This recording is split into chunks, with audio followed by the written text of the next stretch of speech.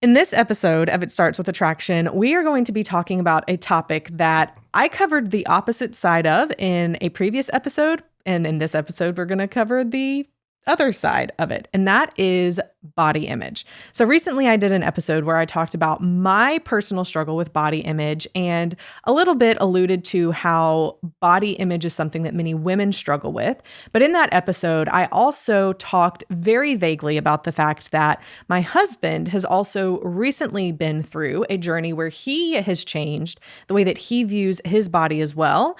And so in this episode, I wanted us to dive a little bit deeper into talking with my husband about his experience of how he took what he used to be looking at when he was looking at his body and the things that he would look out at to kind of see where his quote unquote worth was coming from through his journey that he's been through and where he is now. Let's dive into today's episode.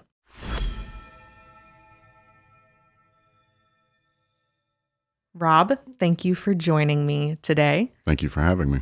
Granted, I told you the topic of this conversation like 3 minutes before we started recording. So Yep, you did. I just think it's the best. I think it's best to catch people off guard and get their real feelings and feedback in the moment of what their experience is like. I know that's best for me. If I have too much time to think about it, I'll overthink it and not give the best answers.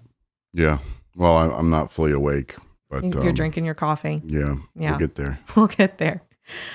So, as I mentioned earlier, I released an episode at the time of filming this a couple of weeks ago where I shared with my listeners my journey that you're aware of my body image, how in high school I definitely had a lot of, I wouldn't call it an eating disorder, but disordered eating, continued into college, to some in us being married. I mean, you remember how I used to be really just neurotic about my food choices and wouldn't even go on certain trips or vacations because I was scared that I wouldn't be able to have something that, I remember specifically there was a mission trip I was going to go on, but on that mission trip, I was like, I don't know that I'm going to be able to eat gluten-free. I don't know that I want to go.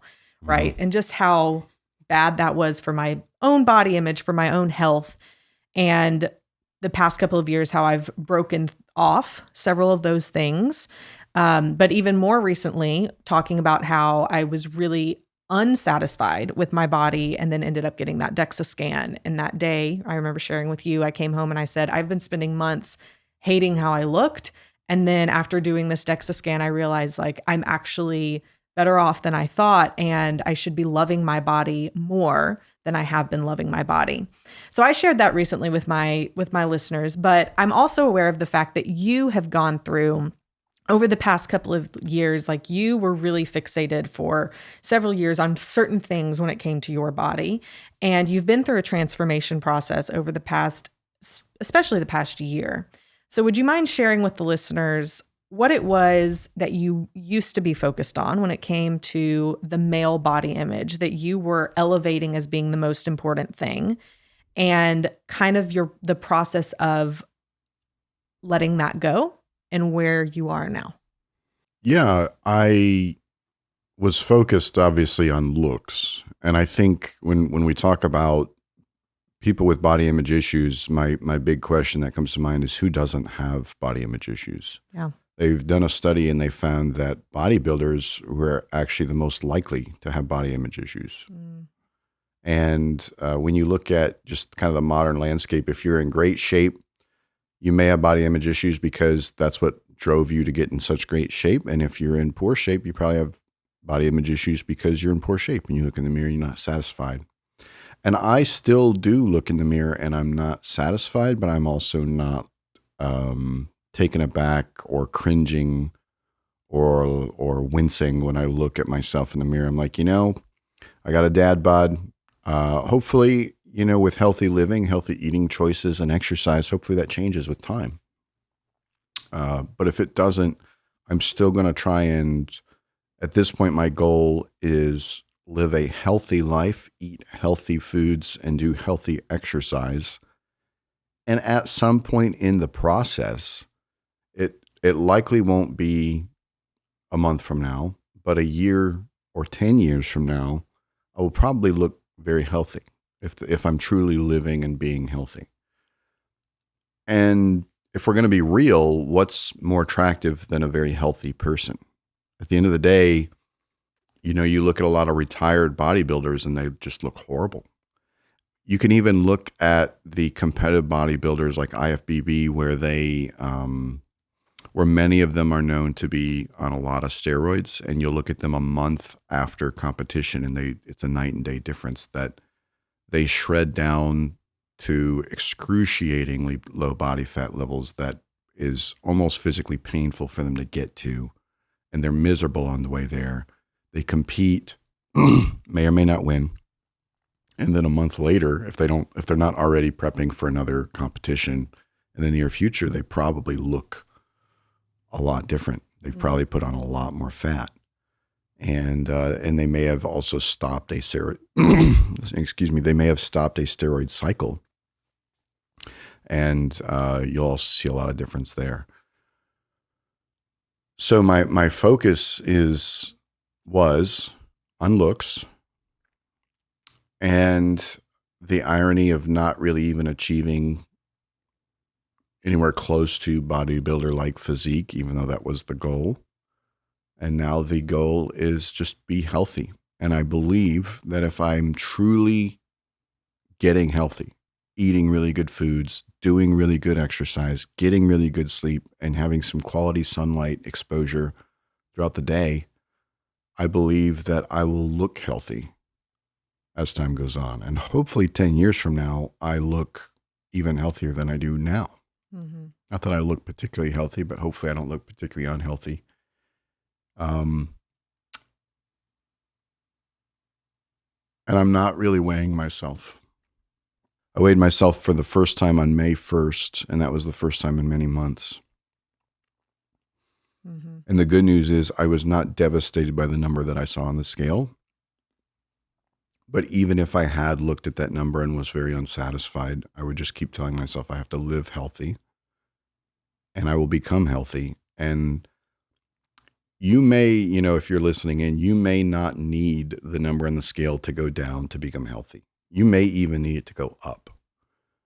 But I know from my height and build and age that number does need to go down for me to become healthy.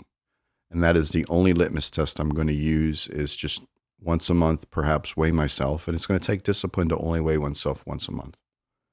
But only weigh myself once a month. And just that is one method out of many that I'm going to use to try and chart progress toward a healthier lifestyle. So I want to go back to what you said about when you look in, or when in the past, when you would look in the mirror, you wouldn't like what you would see. You were chasing looks. You were chasing to in your head, you wanted to be a certain way. In your mind, you wanted to be a certain way. And I remember when you really got into this, once we were married, maybe you had done some of this in high school and stuff like that, where you were very focused on body image. But I remember when we were married, it was mostly when you were out of the Army and you really got focused on, like, I want my arms to be a certain way. I want this to be a certain way. And to some extent, as your wife, I was sitting here like, why all of a sudden are you wanting to be really attractive? And so there was a sense where I was like, is there someone else? Why are you doing this? Clearly there wasn't. But, you have a wife and a family. So there wasn't necessarily that drive of like, I'm trying to attract someone to me, unless it was just wanting me to be more attracted to you. But what was it that was driving you to want to change the way you looked? It wasn't you, because you accepted me the way I was. It was very deep-seated insecurity. And even though I had no intention of having an affair, I did want to turn women's heads.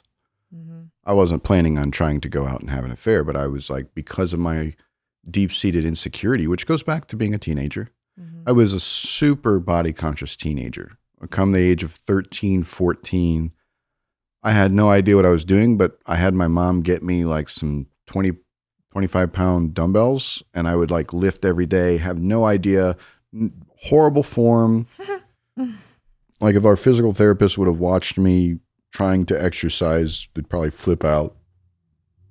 My push-ups were like I'd move like 2 inches up or down, Right. and I'd be like, "Oh, I Like did how our 100." 6-year-old does his push-ups. It's Yeah. like tiny. I had my sister measure me one day, like, how many push-ups can I do in a minute? And it was 120. Oh yeah. Bear in mind, these aren't real push-ups. No. It's like 2 inches. Like I was just like doing the worm on the floor, basically. And so really, really high quality worm, but not actual push-ups. And so, yes, I've had body image issues since teenagehood. And they did kind of subside a bit in college. I was on ROTC, so I looked decent. I was in admittedly the best shape of my life because ROTC and all that. The body image issues flared up again toward the end of my military when I really started falling out of shape. And I was very self-conscious about what shape I was in physically. And I, didn't know it at the time, but I was struggling with really low testosterone, which can, of course, contribute to low confidence, a pudgier figure. If you're a man, get checked, because if it's too low, you're going to find yourself. And I remember when we lived in the apartment, I would go down in the garage to work out, and I would do really good, high quality workouts. I was hitting the weights regularly. I was hitting them hard. I was getting to failure. I was doing all the things that they say you should do. I was eating the foods and I was taking in the protein, and the gains were there, but very minimal. 2 things I didn't consider. 1, I was in a caloric deficit. And 2, my testosterone was pretty low. So you were doing all this work and you were very frustrated because you weren't seeing the progress that you knew you needed to see. And you were, at that time you were at least 40 pounds overweight. So you were definitely trying to become healthier in that sense, but there was a lot happening. But there was also a lot that had happened as you were leaving the military, and there was a very stressful time a couple of years before and a couple of years after, based on external circumstances. Do you think that some of those external circumstances, you not having control over them, flared up the body image part of it because you became more like you were insecure in general? That's something in theory I can control Right. in a world where I have very little control. Right. Yes. Yeah. I am trying now with limited success. So there's some days are better than others, to get my value from God and what God thinks of me. And he doesn't care. What led to that? He wants me to be healthy. Therapy through Rock change? House Center. So plug for Rock House in Brentwood, which if somebody's listening in and they're in Washington State, you can Zoom in and do Skype calls with Rock House. And I did a program through Rock House. It's 16 sessions. And the premise of Rock House, it's Christian therapy. It is there for you to get closer to God and draw your sense of value and self-worth from God. And it was also in the course of that therapy that I realized, there were recurring themes with, I would call it career trauma, that I'd go back to a circumstance where I had very little control. And that affected me quite a bit. And then the areas where I did have control in that situation, I did not take initiative, and I did not do everything I was supposed to. So going through all that and realizing everything that went down and happened, the solution presented by Rock House is, look, we don't get our sense of worth from our careers or our spouses or how we look or how much money we make. We get it from God. And really honing in on that and trying to get that concept into my skull, even consciously knowing it. Sometimes there are days where, it's better than others, where I will still have body image stuff. I'll look in the mirror and I'm like, ugh. It's not great. I'm not as horrified though. I'm a lot more accepting of myself, which ironically, because I am more accepting of myself the way I am also more motivated to change in a healthy way. Mm-hmm. And the motivation, I believe, I could be wrong, is coming from a healthier place. You can achieve a great physique from the motivation that you can get from body image issues, whether that was you got made fun of for being either too skinny or too fat in high school, or that was because you got flatly rejected by your crush, the person of your dreams rejected you because of your body, or you perceive that was why they rejected you, even if they didn't overtly state it.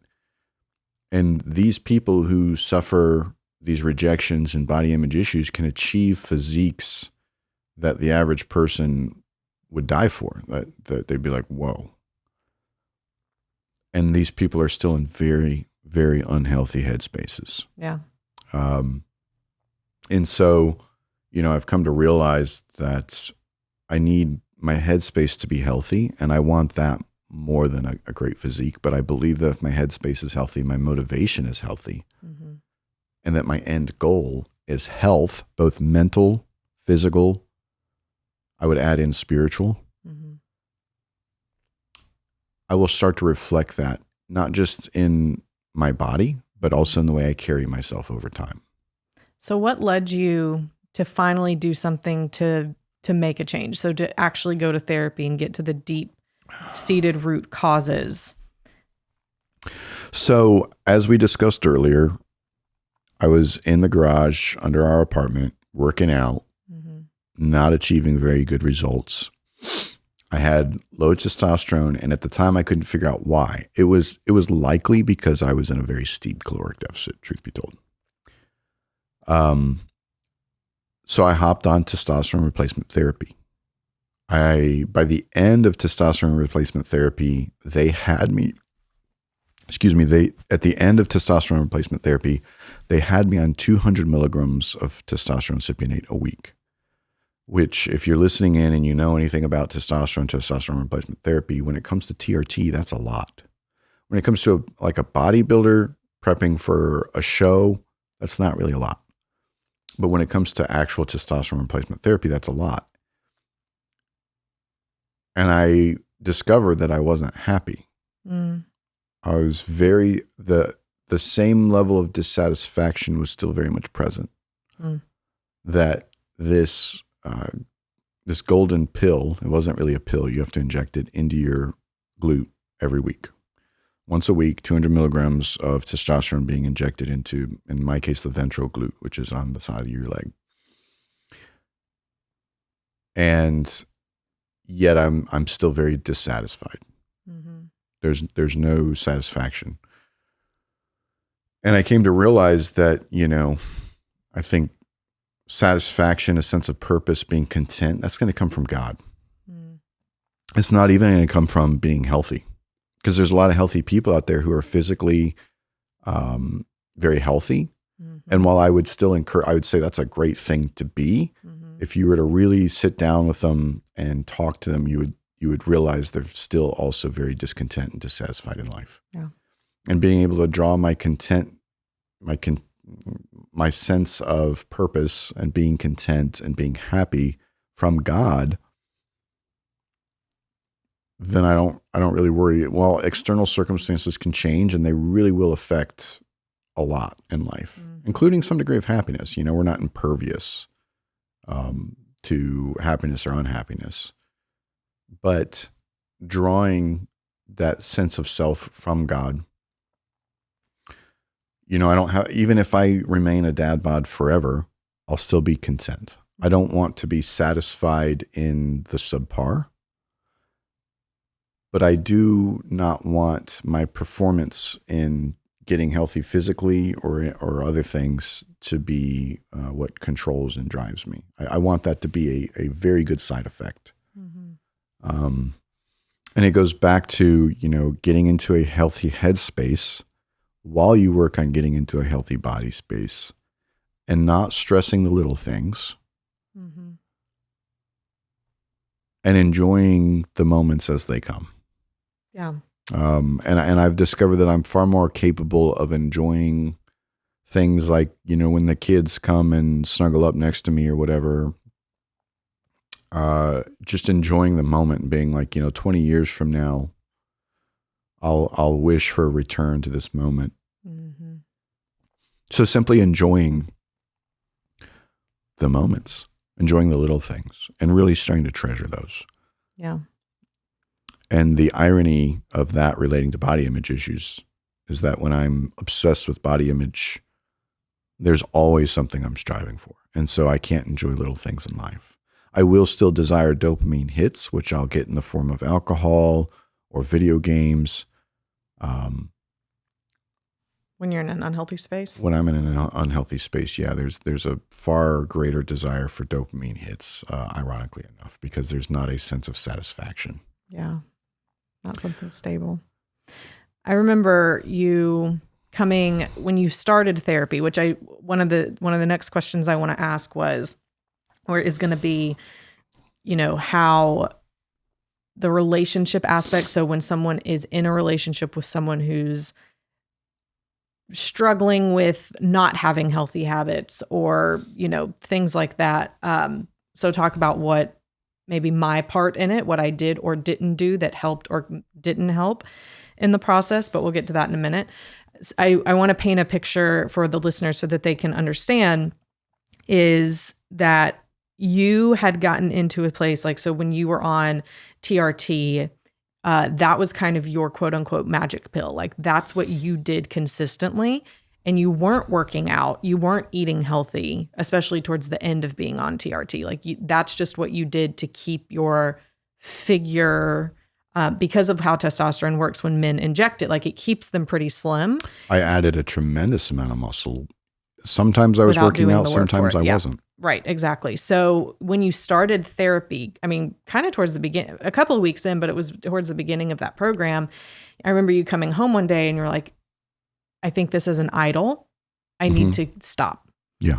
And so you just stopped doing testosterone replacement therapy cold turkey pretty much. Well, TRT, I stopped doing testosterone replacement therapy in the traditional sense of injecting it into my body. I still take something called clomiphene nitrate, which I'm going to nerd out here for a second. When you exogenously apply testosterone, that is, you're injecting it directly into your body, your natural production of testosterone shuts down almost completely. In my case, it likely was completely.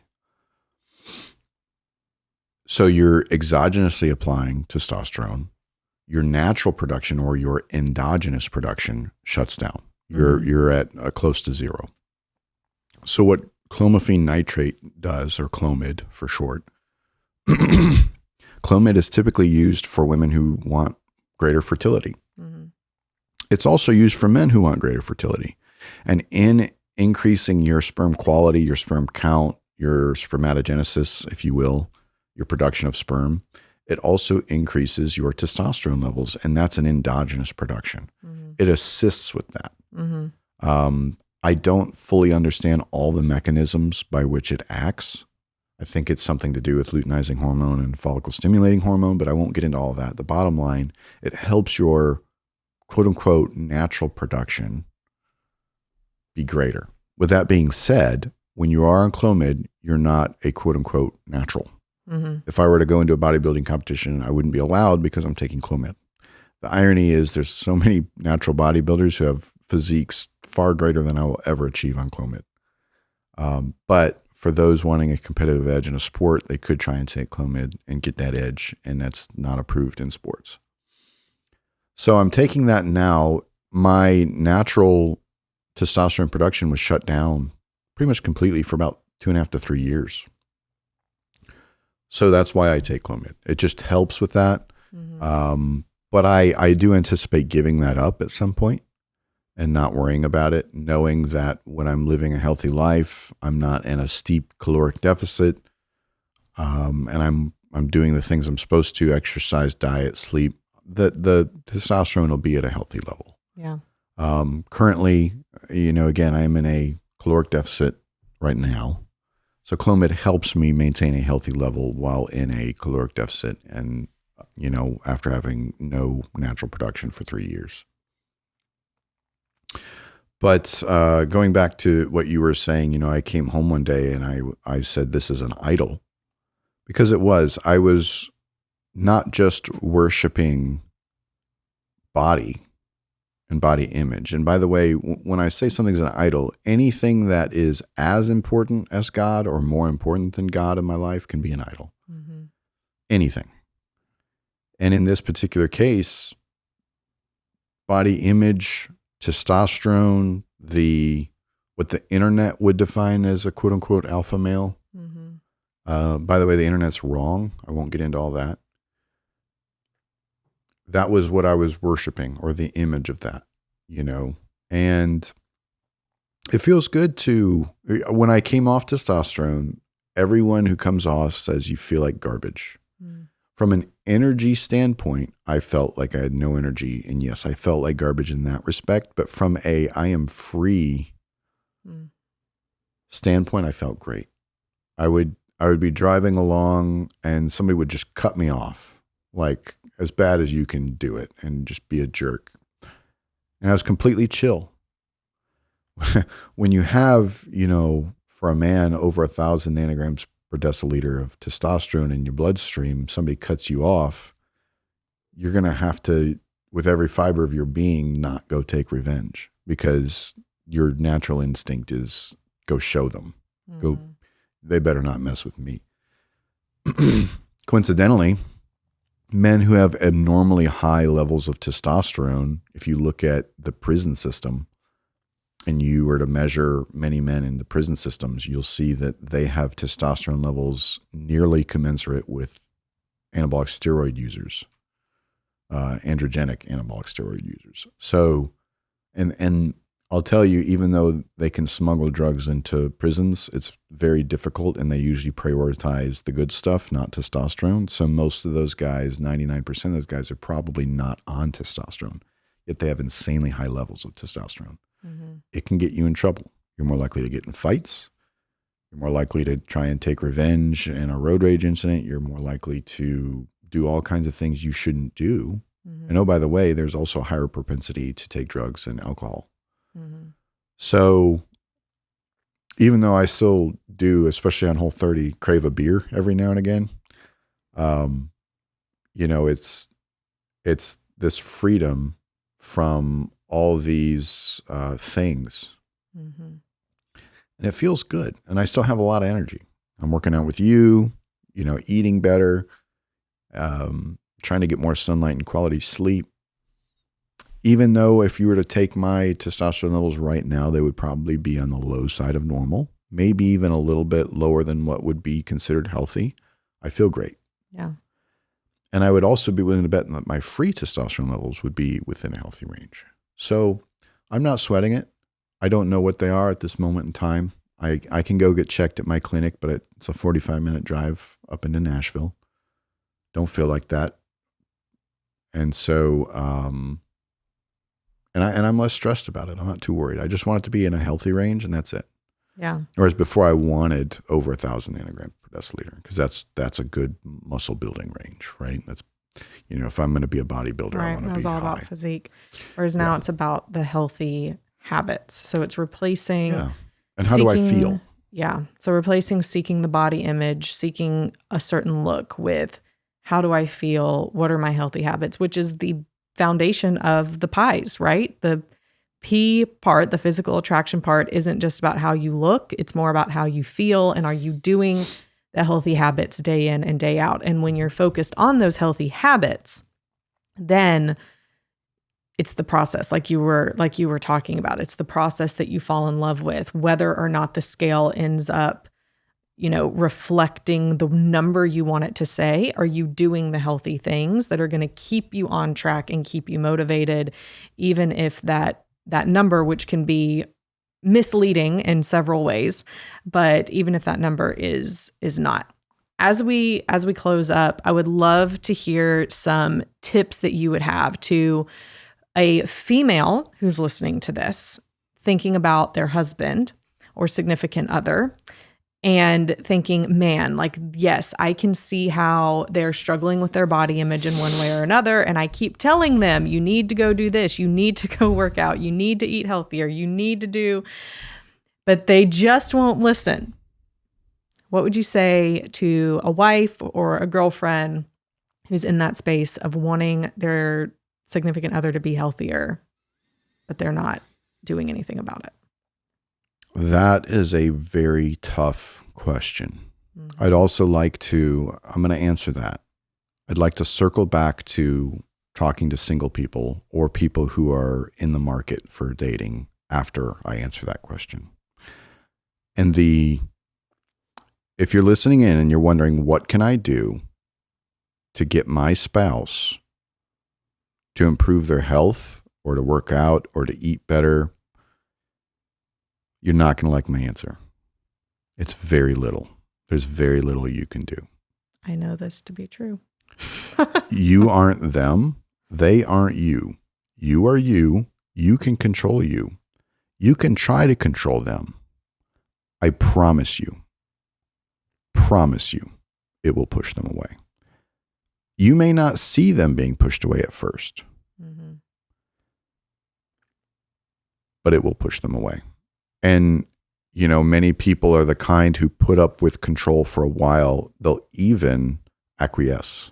They'll even submit to being controlled for a period of time. There will come a point where they snap and they're done. They're done with the bullshit and they walk out. Hopefully they're the kind of person who, you know, I'm like, a horse that's never been ridden before. You try and get on its back and it tries to buck you off. I will actively protest if I feel like I'm being controlled. And I personally believe that's a very healthy way to go about it. Well, it's your personality type. It's my personality. Not everyone's the same. Not everyone's the same. I believe that that's a good method because instead of letting it build up to where it explodes, I'm just, as it goes, I'm letting people know, like, right. Don't. And so you asked earlier, what did you do or didn't you do to help or not help? Like, what did I do or did not? Yeah. My answer from personal experience is it's what you didn't do that helped so much. And that was, you didn't try and interfere. You didn't, it sounds to me based on conversations we've had since that time that you didn't love the fact that I was on testosterone, perchance. No, I never loved it. But you also didn't try to, at least not very often. You would make comments where I'm like, okay, whatever. But you did not actively try to interfere, which was very good. So if you're listening in and you're thinking, well, what can I do? Here's what, after coming off testosterone, I approached Kimberly knowing that she's wanted to do another Whole30 together for years. And granted, when you come off of testosterone, especially when you're eating like garbage, like I was, the pudginess factor is going to increase exponentially in a very short period of time, as well as muscle decrease and things. Even if you're working out, it's probably, if you're eating like garbage, not sleeping great, and even if you're working out, you're still going to see a loss of muscle and an increase in fat. And I went to Kimberly, I went to you, and I said, we need to do another Whole30. When can we start? I'm ready. I'm ready to commit to this. And we've been committed to it, and it feels great. You're more committed than me. Now, be careful what you wish for now, because you're the one who's like, you can't cheat. I'm more committed to it now because I realize how much I need it. Yeah. Now, let me talk to single people or people who are in the marketplace for dating about body image, whether that be a man who's thinking about getting on testosterone or a woman who has body image issues and she's wondering, like, should I just full throttle obsess over this or should I focus on other things and be healthy? My encouragement would be, think about it this way. If you're single and you're considering to yourself, is being body image obsessed good or bad for me? Remember that you will attract that which you kind of are. So if I am a man and I'm like, well, I'm single, studies show that men who have high testosterone perform better in conversations, like on speed dating and things of that nature, than their low testosterone male peers. So if I wanted to hedge my bets in the dating market, even without adding muscle, even without looking better on testosterone, I would perform better with women simply because testosterone can really infuse a lot of confidence in a man. I would encourage young men to think very carefully. You will be able to more easily attract, let's say, a female mate under those conditions. But is that the person who's right for you? And is that your true self? Right. Is that who you want to be? Is that who you want to be the rest of your life? I remember in the military, young soldiers were notorious for marrying strippers and things of that nature. You probably have, these 19, 20-year-old guys who are super high testosterone. They can go into a room full of women and talk to them and get them all to basically love them. And all the other guys are jealous and all that cool stuff, but then they marry the wrong person. And it's been consistently said, whether it's a financial guru, a psychological guru, I feel like Peter Attia may have said this at some point. Maybe he didn't. Maybe I'm misquoting him. But the best investment you can make long-term in your life is who you marry. So if I am injecting testosterone into my body, even if it's unbeknownst to my significant other, a lot of men hide this. If I'm doing that so that I come across as more attractive, so that I can secure, a female mate according to the specifications that I want, am I actually setting myself up for success long term? So I would very much caution any listener, male, female. Obviously, women shouldn't jump on testosterone. That can be devastating to your health. Nor are we giving any medical advice or telling people that Nor are we giving any medical advice or telling people, talk to your doctor. But do also strongly consider, what do I want to attract and who do I want to attract and how do I want to go about it? Yeah. I would encourage, what I did in my single days is, as a young spiritual person, I asked God to pick for me. I said, God, please pick my spouse for me. He took a little longer than I wanted. But, in retrospect, the timing was actually pretty good. I was out of college. I'd graduated. I was already job and all that. So try not to create your own timing. If you're a religious person who's already said to God, like, hey, you pick for me, try not to create your own timing. Just have faith in the process.